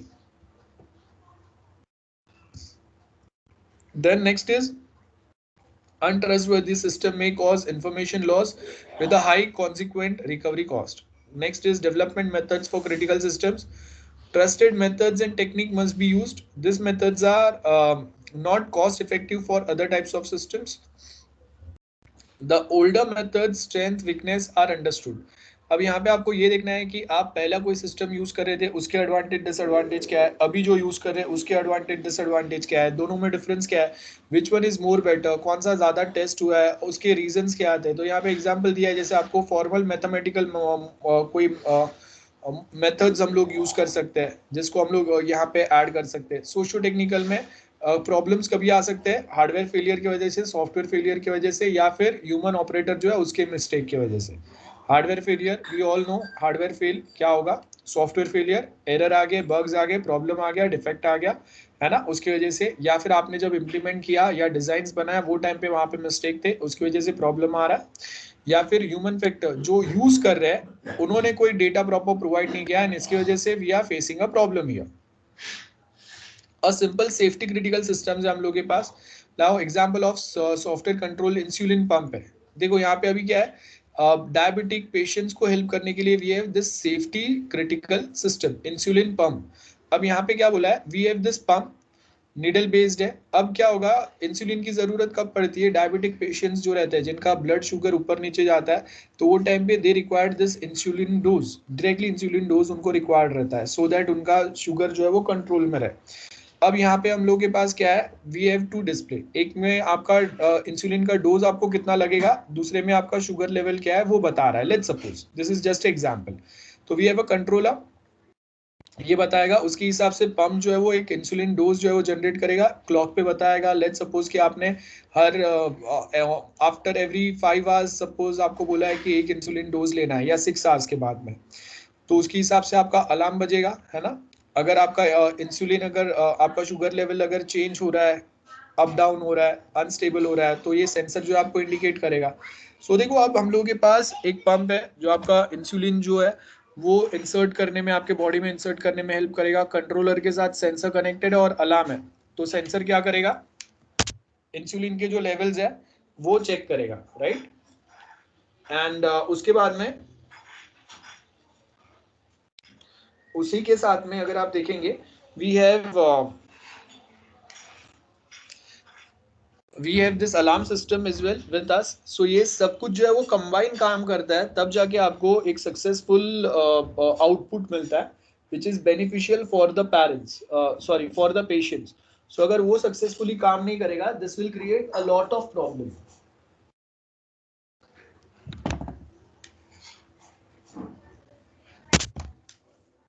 Anyone, any doubt for this? I hope this is very clear for everyone. सो यहाँ पे वही दिया आपको, इंसुलिन पंप डेटा फ्लो कैसे करेगा। यहाँ पे ब्लड इंसर्ट किया, ब्लड शुगर टेस्ट किया उसने, देन उसके बाद में उसके पैरामीटर्स के बेस के ऊपर ब्लड शुगर एनालाइज करने के बाद में ब्लड में लेवल कितना है, शुगर लेवल कितना है, उसके हिसाब से कितना इंसुलिन डोज की आपको ज़रूरत है वो, देन इंसुलिन रिक्वायरमेंट के हिसाब से उसने इंसुलिन डिलीवरी सिस्टम जो है, कंट्रोलर जो है उसको बोला, पंप कंट्रोलर को कमांड दिया और उसने इंसुलिन पंप जो है वो उतना इंसुलिन पंप जो है वो पेशेंट में इंसर्ट करेंगे या आपको डोज बना के दे देगा वो। This is simple. अब डिपेंडेबिलिटी रिक्वायरमेंट क्या है, आपका जो भी यहाँ पे डोज डिफाइन होगा वो किसके ऊपर होगा, blood sugar analysis, blood sugar sensor. तो अगर ये सेंसर या एनालिसिस अगर रॉन्ग गया तो ये जो डोज है वो भी रॉन्ग जाएगा। जैसे अगर मुझे इंसुलिन की जरूरत ही नहीं थी, एवरीथिंग वाज इन कंट्रोल, और फिर भी अननेसेसरीली अगर मैं इंसुलिन लूंगा तो मेरा जो बॉडी में जो स्टेबल चीजें चल रहा है वो अनस्टेबल हो जाएंगे एंड इट माइट क्रिएट कि मेरा शुगर लेवल जो है वो इतना डाउन चले जाए कि मुझे चक्कर आ जाए, जान भी जा सकता है ना। या फिर मैं मुझे इंसुलिन की एक्चुअल में जरूरत है और ये बता रहा है कि everything is normal, you don't require an insulin, या फिर मुझे इंसुलिन की जो ज़रूरत थी वो 10 mg की थी एंड यहाँ पे ये मुझे 20 mg दे रहा है, सो डबल दे रहा है directly, so that will also create a problem. So यहाँ पे अगेन ये सारे प्रॉब्लम्स आ सकते हैं। सिस्टम डिपेंडेबिलिटी में हम लोग क्या बात करेंगे, अवेलेबिलिटी बराबर है, जब मुझे ज़रूरत है तो at any given time it should detect कि ओके मेरा शुगर लेवल क्या है उसके हिसाब से। देन रिलायबिलिटी, सेफ्टी, सिक्योरिटी, वही सेम पॉइंट्स है। सो अब ये मैं वापस नहीं बता रहा हूँ, सेम हम लोगों ने बहुत बार डिस्कस किए हुए हैं। सो यहाँ पे अवेलेबिलिटी का मतलब क्या रहेगा, availability of the system to deliver the services when requested, that is most important, जब रिक्वेस्ट करेंगे वो टाइम अवेलेबल होना चाहिए। Reliability, availability of the system to deliver the service as specified, कि जब अगर मैंने बोला है ये टाइम पे पेशेंट को ये ऐसा अलार्म मिलना चाहिए, ये नोटिफिकेशन मिलना चाहिए, तो एज स्पेसिफाइड जैसे प्रोग्राम किया उसके हिसाब से इट शुड वर्क। और वो फिर अगर 4 लोग यूज कर रहे हैं या 40 लोग यूज कर रहे हैं या 400 या 4000 यूज कर रहे हैं, सबके लिए वो सेम वे में चलना चाहिए। देन नेक्स्ट क्या बोला है, ability of the system to operate without the catastrophic failure, ये बहुत जरूरी है। अगर फेलियर्स बीच में आते गए तो that will create more problem, and same way security. Okay, so यहाँ पे डिपेंडेबिलिटी फैक्टर्स में क्या आएंगे, कितना इजीली हम लोग रिपेयर कर पा रहे हैं, कहाँ कौन से एक्सटेंट तक अगर फेलियर्स है उसको हम लोग हैंडल कर पाएंगे, रिपेयर कर पाएंगे, मेंटेनेबिलिटी कितना अच्छा है, अगर कोई अटैक या कुछ अगर होता है तो कितने इजीली हम लोग सरवाइव कर पाएंगे, कितने लेवल के एरर्स जो है वो ये खुद से हैंडल कर पाएगा। जैसे अगर सपोज मैंने एंटर कर दिया कि ओके ये जो पेशेंट है इसने 1 आवर पहले इंसुलिन डोज लिया था, वापस this patient required in insulin dose, ये मेरा सिस्टम बता रहा है, लेकिन एरर टॉलरेंस क्या बताएगा कि नहीं, अगर अभी इंसुलिन लिया है तो इमीडिएटली कभी जरूरत नहीं पड़ेगी। अगर वापस बता रहा है मतलब there might be some issue with the patient और there might be some issue with the system, ये खुद से टॉलरेट करेगा, अवॉइड करेगा ऐसे। तो वो हम लोगों ने उसको, जैसे आर्टिफिशियल इंटेलिजेंस सिस्टम्स रहते हैं जो खुद से पढ़ पढ़ के आपको और बेटर वे में चीजें हैंडल करते बताते हैं। Dependability versus performance. It is very difficult to tune the system to make them more dependable. सो आप देखो कि आज के टाइम पे अगर मैं जो हम लोग ऑटोमेटिक आंसरिंग मशीन्स रहते हैं, लाइक एलेक्सा है या गूगल असिस्टेंट है या सीरी है, तो ये सब क्या कर रहा है, इससे आपका जो डिपेंडेबिलिटी है वो इस पे बढ़ गया ना। अगर मैं हैंड्स फ्री यूज कर रहा हूँ, एयरपॉड्स अगर यूज कर रहा हूँ मैं, तो अब मैं क्या करूंगा, ये सेम जो वॉइस असिस्टेंट सिस्टम्स है उनका ही यूज करूंगा, उनका ही हेल्प लूंगा और वही मुझे हेल्प भी करेंगे, राइट। सो वो हो गया, और उसका अभी आपको परफॉर्मेंस मेंटेन करने की जरूरत है। जैसे अगर मैं उसको कॉल लगाने अगर बोल रहा हूँ इमीडिएटली मुझे जरूरत है, तो इट शुड वर्क प्रॉपरली। ऐसा नहीं होना चाहिए कि अगर मैं स्टार्टिंग में यूज कर रहा था इट वाज वर्किंग फाइन, अब धीरे धीरे जैसे ज्यादा लोग ये टेक्नोलॉजी यूज करते जा रहे हैं वैसा ये जो है ये ज्यादा से ज्यादा स्लो होते जा रहा है। डिपेंडेबिलिटी कॉस्ट क्या है, there are two reasons for this, the use for more expensive development techniques अगर यूज करेंगे तो क्या हो गया, higher level of dependability achieve करना जरूरी है। अगर वो हम लोग डिपेंडेबिलिटी अगर आपका हायर नहीं रहा तो आपने जो इन्वेस्ट किया है उसका मतलब ही नहीं बनता है। मतलब आपने ये सीरी एलेक्सा ये सब बना तो दिया, लेकिन ज्यादा लोग अगर यूज ही नहीं कर रहे, डिपेंड ही नहीं कर रहे उस पर, तो आपने इन्वेस्ट करके मतलब ही नहीं है। अब देखो आपको कंपनीज जो है they are forcing you, they are asking you to use it. कैसे, जैसे हम लोग हैंड्स फ्री लेके आए, तो अगर अभी मुझे मोबाइल यूज करने की जरूरत नहीं है, मोबाइल यहाँ कहीं पे पड़ा है, आई कैन इजीली कॉल समवन, बराबर है, मैं अपना कोई म्यूजिक डायरेक्टली प्ले कर सकता हूँ। I just ask Google Assistant और Alexa whoever is there. Same way आपके पास जो ये एलेक्सा बेस्ड जो स्पीकर्स आता है उससे भी आपका काम हो सकता है। सो अभी हम लोग क्या कर रहे हैं, ये सारे चीजों को हम लोग अपने स्मार्ट डिवाइस के साथ में कनेक्ट कर रहे हैं ना। सो हम लोग डिपेंडेबिलिटी कॉस्ट जो है वो मतलब आप डिपेंडेबिलिटी बढ़ाओ तब तो आप ज्यादा से ज्यादा उसमें इन्वेस्ट कर सकते हैं। जब लोग ज्यादा यूज करेंगे तभी तो आप उसमें और इन्वेस्ट करेंगे, उसमें टेस्टिंग बनाएंगे, सिस्टम वैलिडिटी बढ़ाएंगे। अगर आपने डिपेंडेबिलिटी कॉस्ट जो है वो अगर इंक्रीज नहीं हो रहा है तो यहाँ पे अभी इसको भी आपको इन्वेस्ट करने की जरूरत नहीं है। सो यहाँ पे देखो कॉस्टिंग क्या बोला है, जैसे आपका डिपेंडेबिलिटी, यहाँ पे आपको क्या बोला है डिपेंडेबिलिटी। सो डिपेंडेबिलिटी यूजर्स का जैसे बढ़ते जाएगा वैसे आपको और एफिशिएंट बनाना है, और जितना आप ज्यादा एफिशिएंट बनाएंगे उतना उसका कॉस्टिंग बढ़ते जाएगा। और इसके साथ में आपका प्रॉफिट भी बढ़ना है, क्योंकि आपने उसके ऊपर जितना इन्वेस्ट किया है, अगर डिपेंडेबिलिटी बढ़ रहा है मतलब ज्यादा लोग उसको अप्रिशिएट कर रहे हैं, तो आपको उतना रिटर्न भी ज्यादा मिलेगा।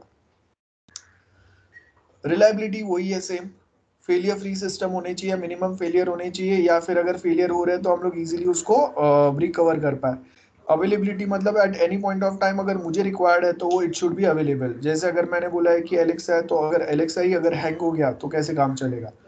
और वो एक आध बार अगर कभी हो रहा है देन इट्स ओके, अगर बार बार हो रहा है तो मैं वो यूज ही नहीं करूंगा ना, फिर मतलब वो मतलब ही नहीं है। Then next is fault error and failure. हम लोगों ने ये टॉपिक जो है वो पहले भी डिस्कस किया है। एरर फॉल्ट एंड फेलियर ऐसा सीक्वेंस जाएगा। एरर मतलब कोई एक लॉजिक, मैंने कोई कोड लिखा उसमें अगर लॉजिकल एरर है, एक्सेप्शन हैंडलिंग प्रॉपर नहीं डाला या जो भी है, या हाँ चलो समझते कि एक्सेप्शन हैंडलिंग मैंने प्रॉपर नहीं ऐड किया, सो वो क्या हो गया, वो एरर हो गया। ठीक है, अब ये एरर वाला जो कोड है वो मैंने मेरा जो मॉड्यूल था उसके अंदर इंटीग्रेट कर दिया, तो अभी क्या हो गया, वो जो लॉजिकल एरर वाला कोड था वो जब आपके मॉड्यूल में या सब मॉड्यूल में इंटीग्रेट हुआ, now that leads to fault in that module या सब मॉड्यूल। तो आपका जो मॉड्यूल या सब मॉड्यूल है वो अभी फॉल्टी हो गया। एंड ये फॉल्टी मॉड्यूल या सब मॉड्यूल जब आप एज इट इज अगर क्लाइंट को हैंड ओवर करेंगे, that leads to failure on the client side. ठीक है, और उसके साथ में अभी यहाँ पे हम लोग क्या बात कर रहे हैं कि अगर जो आपका एक प्रोग्राम में जो एरर था, लॉजिकल एरर था, एक्सेप्शन हैंडलिंग का सपोज एरर था, आपने प्रॉपर ऐड नहीं किया, वो अगर आप वही पॉइंट ऑफ टाइम पे अगर सॉल्व करते थे तो लेट्स सपोज फॉर एग्जांपल उसका एरर सॉल्विंग का कॉस्ट आपका 10 रुपीज ही होता था।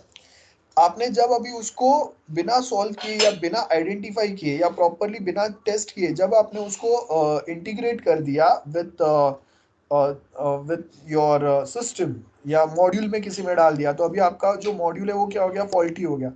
अब वो मॉड्यूल अगर आप प्रॉपरली चेक करेंगे ना फॉर एनी डिफेक्ट्स और एरर्स, तो उसको आपको टेस्ट करने का 100 रुपीज चार्ज होगा। मतलब वो लेवल पे जाके अगर आप ढूंढ पाए तो, अगर आप वो लेवल पे भी नहीं ढूंढ पाए और क्लाइंट साइड पे फेलियर हो गया और बाद में अगर आप ढूंढ के उसको रिजॉल्व या रेक्टिफाई करने की ट्राई करेंगे, दैट कॉस्ट यू 1000 रुपीज। तो आप सोचो कि जो वेरी फर्स्ट स्टेज पे ही अगर आप सॉल्व करते, जो चीज आपका 10 रुपए में होता था, वही अगर आप क्लाइंट एंड पे फेलियर होने के बाद में अगर सॉल्व करेंगे ना, सो वही सेम चीज सॉल्व करने के आपके 1000 हो जाएंगे, क्योंकि आपको पता ही नहीं है कैसे हो रहा है, क्यों हो रहा है। और क्लाइंट साइड से मेन प्रेशर भी रहेगा, आप बहुत सारे लोगों को एक साथ ऐड करेंगे, एक टीम आएगा, हर एक चीज अलग अलग टेस्ट करेगा, बाद में जाके आप प्रॉब्लम आइडेंटिफाई कहीं तो कर पाएंगे, फिर उसके अंदर क्या प्रॉब्लम है वो देख पाएंगे। सो आप जो इतना मेहनत करेंगे वो आपको 1000 टाइम्स ज्यादा, एटलीस्ट 1000 टाइम्स ज्यादा होगा जितना आप मॉड्यूल लेवल पे ही टेस्ट करते तो आपको हो जाता था। 10 टाइम्स ज्यादा हो जाएगा, सॉरी 10 टाइम्स। सो जो चीज अगर आप मॉड्यूल लेवल पे अगर फॉल्ट फाइंड कर लेते थे, तो जो चीज आपका 100 रुपए में हो जाता था, वही क्लाइंट साइड पे फेलियर की वजह से उसी का कॉस्ट आपका 10 टाइम्स ज्यादा हो गया।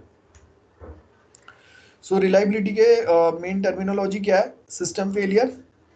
नाम में से पता चल रहा है सिस्टम फेलियर में क्या होता है, मतलब जो आपको डिलीवर करने बोला था वो डिलीवर नहीं कर पाया, सिस्टम एरर आ गया, बराबर है, सिस्टम फॉल्ट आ गया, ह्यूमन एरर या मिस्टेक्स आ गए, बहुत सिंपल है। Then next is reliability improvements. So यहाँ पे क्या बोला है, we have 3 approaches to improve the reliability. सबसे पहले तो avoid the fault.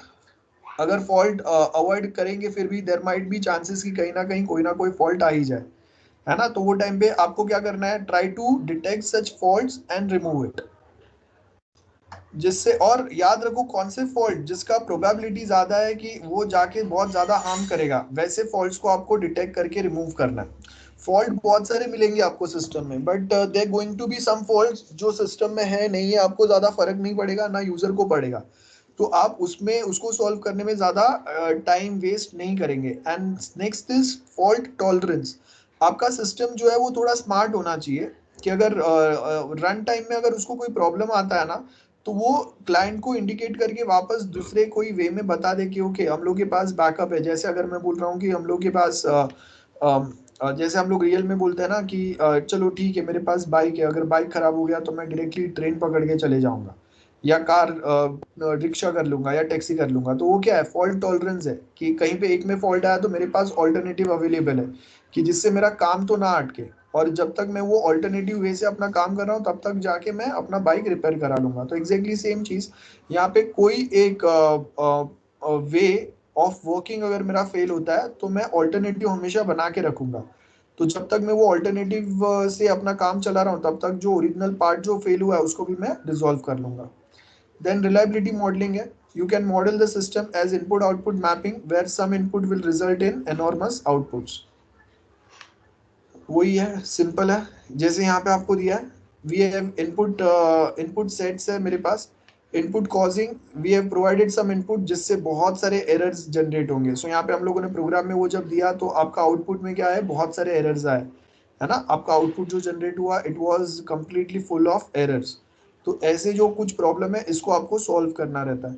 So reliability perception में हम लोग क्या बोल रहे हैं कि जब कभी अगर एनॉर्मस ऐसे इनपुट कॉजिंग एरोनियस आउटपुट, सो वैसे आउट इनपुट्स को आपको कंट्रोल करना है, या उसके लिए हम लोग क्या करेंगे, एक्सेप्शन हैंडलिंग कंसेप्ट डाल के रखेंगे। क्योंकि यहाँ पे तो चलो एक ही इनपुट ने ऐसा आउटपुट जनरेट किया है जिसमें एरर है या प्रॉब्लम है या करेक्ट डेटा प्रोवाइड नहीं किया है, कोई भी प्रॉब्लम है।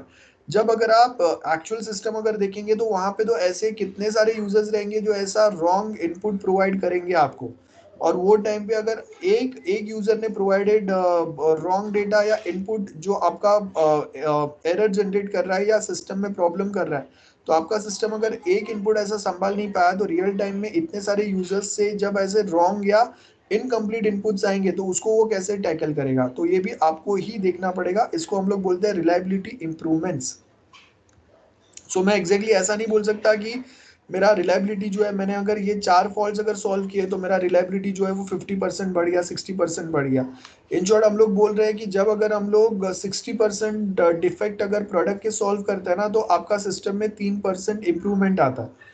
और बाकी का इंप्रूवमेंट तो आपको परफॉर्मेंस इंप्रूव करने से आएगा। परफॉर्मेंस इंप्रूव करने का मतलब नंबर ऑफ क्लिक्स को मिनिमम करो, अपने प्रोसेस को और फास्ट करो। This is the main point, reliability improvements. Then next comes is the safety part. So safety के अंदर अगर आप देखेंगे, safety is the property of the system that reflect the system should never damage people और the systems environment. For example control and monitoring system in aircraft. So अब देखो ये बहुत इंपॉर्टेंट है।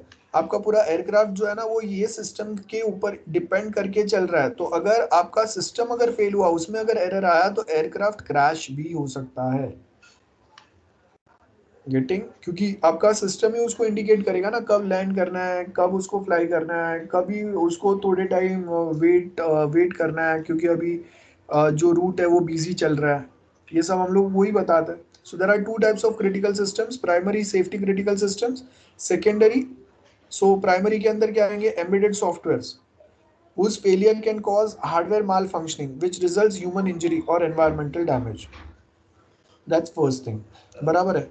सो जैसे अगर हम लोग एटीएम सिस्टम की बात कर रहे हैं तो उसमें अगर हार्डवेयर फेलियर अगर हो गया या अगर आपका सॉफ्टवेयर फेल हुआ, उसकी वजह से जो एटीएम मशीन है वो भी क्रैश हो सकता है, प्रॉब्लम हो सकता है उसमें भी, right. Then secondary safety critical systems कौन से रहेंगे, like we have medical database, जहाँ पे हम लोग के पास कौन से मेडिसिन है, कितने डोज में अवेलेबल है। तो अगर आप देखो कि हम लोग हॉस्पिटल में अगर है तो हम लोग के पास जो रेगुलर पेशेंट्स आते हैं जो कैटेगरी के, उसके उससे रिलेटेड हम लोग को मेडिसिन जो है वो स्टॉक में रखना पड़ता है। अब आपका सॉफ्टवेयर अगर एक्चुअल मेडिसिन का जो स्टॉक कितना है वो अगर मुझे बता नहीं पाएगा तो क्या होगा, this will create a problem itself. क्योंकि क्या हुआ कि एक्चुअली कितना वहां पे मेडिसिन है वो हम लोग को पता नहीं चला, और इमरजेंसी में कोई पेशेंट आए तब हम लोग के पास मेडिसिन नहीं है। सो that is again a problem. Okay, safety and reliability again वो सेम ही पॉइंट से वापस नहीं बता रहा हूँ। अनसेफ रिलायबल सिस्टम्स क्या बोला है, स्पेसिफिकेशंस एरर्स है, आपने प्रॉपर्ली स्पेसिफाई नहीं किया था, हार्डवेयर फेलियर हो गए, या ऑपरेटर ने ही प्रॉपर ढंग से ऑपरेट नहीं किया, प्रॉपर इनपुट नहीं दिया, कमांड्स प्रॉपर नहीं दिया, और उसकी वजह से आपका सिस्टम प्रॉपर बिहेव नहीं कर रहा है। ओके, नाउ सेफ्टी टर्मिनोलॉजी क्या है, एक तो एक्सीडेंट हो सकता है। एक्सीडेंट का मतलब क्या है, अनप्लान्ड इवेंट, बराबर है, आपने सोचा नहीं था लेकिन हो गया। हजार्ड है, a condition with potential for causing or contributing to an accident, that's the hazard. Like failure to a sensor that detects the abstract, like अगर मैं बोल रहा हूँ कि हम लोग जब कार रिवर्स में लेते हैं तो वी हैव अ सेंसर जो आपको बताता है कि ओके कोई एक ऑब्जेक्ट या वॉल जो भी है पीछे वो कितने मीटर डिस्टेंस पे है। अभी अगर वो बता ही नहीं रहा आपको और आपको उसी से कार रिवर्स में लेने का आदत है, तो अब क्या होगा, that will lead two of course an accident. ठीक है, सो ये हो गया। देन डैमेज मतलब measures of the loss resulting from the mission, तो अगर ऐसा कुछ हुआ तो कितना डैमेज हो सकता है। तो आप देखो कि अगर रिवर्स में लेने के लिए मुझे वो सेंसर्स की आदत है, मैं मिरर में देखता हूँ वहाँ पे मुझे बताता है कि ओके इतना मीटर इतना मीटर इतना डिस्टेंस इतना डिस्टेंस, बाद में वो आपको एक सिग्नल से नोटिफाई भी करता है कि ओके नाउ लिमिट आ गया, अभी अगर इससे ज़्यादा पीछे गए तो कार जो है वो हिट कर देगा कोई ऑब्जेक्ट को या एक्सीडेंट हो जाएगा। अब यहाँ पे अगर मैं मेरा ये जो इंडिकेशन है अगर वो रॉन्ग गया तो कितना डैमेज हो सकता है। डैमेज अभी अगर पीछे कोई चलता कार है या कुछ है तो उसको प्रॉब्लम होगा, मुझे होगा, कोई पर्सन है तो उसको लगेगा, मुझे भी लगेगा। सो ये सारे मेन डैमेज हो सकता है। आप देखो कि वो ऑटोमेटिक कार्स है ड्राइवरलेस, तो अगर ड्राइवरलेस कार है उसमें अगर प्रॉब्लम हुआ तो क्या हो सकता है, एक बहुत बड़ा एक्सीडेंट भी हो सकता है क्योंकि वो तो अटकेगा नहीं। और सीवियरिटी लेवल कितना होगा अगर कोई हजार्ड आया, तो यहाँ पे अगर आप देखेंगे कि हम लोग यहाँ पे बता रहे हैं कि सीवियरिटी लेवल इसका ये हो सकता है कि लोगों का जान भी जा सकता है। जो ड्राइवर है शायद वो बच भी जाए क्योंकि अच्छा खासा महंगा गाड़ी है तो उसमें एयरबैग सब कुछ होगा, सारे सेफ्टी फीचर्स रहेंगे, लेकिन इट माइट पॉसिबल ना कि जिसको वो हिट कर रहा है उसको मेन प्रॉब्लम है, उसको मेन तकलीफ है, देन प्रोबेबिलिटी क्या है कि ऐसा प्रॉब्लम आ सके। तो अगर मैं बोल रहा हूँ कि हम लोग के ऑटोमेटिक ड्राइविंग कार्स है उसमें तो हाईएस्ट प्रोबेबिलिटी है कि अगर गलती से भी अगर मेरा सॉफ्टवेयर प्रॉपर नहीं चला या अटक गया और मैंने ऑटो ड्राइवर पे रखा है कार को, तो क्या हुआ, ऑटो ड्राइवर पे है तो अभी अभी आप देखो कि ऑटो ड्राइवर पे आपका कार है, बराबर है, ऑटोमेटिक चल रहा है, आप उसको कंट्रोल करने की ट्राई कर रहे हैं, सॉफ्टवेयर हैंग हो गया, मतलब आप मैन्युअली कंट्रोल भी नहीं कर रहा है और ऑटो कर पा रहे हैं, मैन्युअली कंट्रोल नहीं कर पा रहा और ऑटोमेटिक प्रॉपर नहीं चल रहा, और वो ऑटोमेटिकली एक्सीलरेटर देते जा रहा है, आप ब्रेक लगाने की ट्राई कर रहे हैं, ब्रेक नहीं लग रहा है और एक्सीलरेटर भी चालू है, तो क्या होगा, it will create a problem again. So probability क्या है कि ऐसे प्रॉब्लम आ सके, तो प्रोबेबिलिटी अभी तक जब तक हम लोग ज्यादा लोग ऐसे कार्स को यूज ना करें तब तक तो प्रोबेबिलिटी बहुत हाई है। और आप देखो कि ऐसे बहुत सारे कार्स जब एक साथ चलने लगेंगे तो वो टाइम पे ऐसे बहुत ज्यादा प्रॉब्लम्स भी हो सकता है। जैसे आपने पहले देखा रहेगा कि एप्पल के जो स्मार्ट वॉचेस आते थे उसमें बहुत बार ऐसा होता था कि अगर मेरा मेरा वॉच है, मैंने स्टार्ट किया हुआ है, कोई दूसरा सेम डिवाइस वाला अगर वो एनवायरनमेंट में आया तो बहुत बार उसके साथ भी मेरा डिवाइस जो है वो टाई अप हो जाता, सिंक्रोनाइज हो जाता था, तो उसके कॉल्स कभी कभी मेरे स्मार्ट वॉच पे आते थे। जब नया चालू हुआ था वो टाइम पे ये प्रॉब्लम था। तो अब आप देखो कि अगर ये सेम चीज अगर कंटिन्यू कार्स के साथ रहा कि जहाँ पे मेरा कार जो है वो कोई दूसरे के कांटेक्ट में आने के बाद उसका कंट्रोल मेरे पास आ गया, मेरा कंट्रोल उसके पास चले गया, तो वो जो कमांड देगा उसके हिसाब से मेरा कार चलेगा, तो मुझे नहीं जाना है वहां पे वो जा सकता है। या फिर दो कार अगर एक साथ चल रहे हैं तो आपका जो प्रोग्राम है वो दो कार को एक साथ चलाने के लिए नहीं बना है, तो वो टाइम पे डेफिनेटली एक्सीडेंट होने के चांस है, तो ऐसे बहुत सारे रिस्क भी हो सकता है। So ways to achieve the safety, एक तो अवॉइड कर दो, लाइक हम लोग के पास सेव टाइम होगा या auto machine auto driver of करने का एक इमीडिएटली ये फीचर्स को ऑफ करने के लिए कोई इमीडिएट हम लोग के पास एक ऑप्शन होना चाहिए। हजार्ड डिटेक्ट एंड रिमूवल ये हम लोग के पास होना चाहिए, open the relief valve on detection over a pressure in the chemical plant, है ना, तो सेफ्टी होनी चाहिए जिससे हम लोग डैमेज को लिमिट कर सके। That's it, this are the points. Okay, now security वाला जो टॉपिक है ये हम लोग नेक्स्ट लेक्चर करते हैं, आज ये मैं नहीं करा रहा हूँ। अभी आपको कुछ डाउट है तो पूछो, anyone, any doubts for this guys, any doubts, anyone? No, sir. Okay ठीक है, सो आज का लेक्चर यहाँ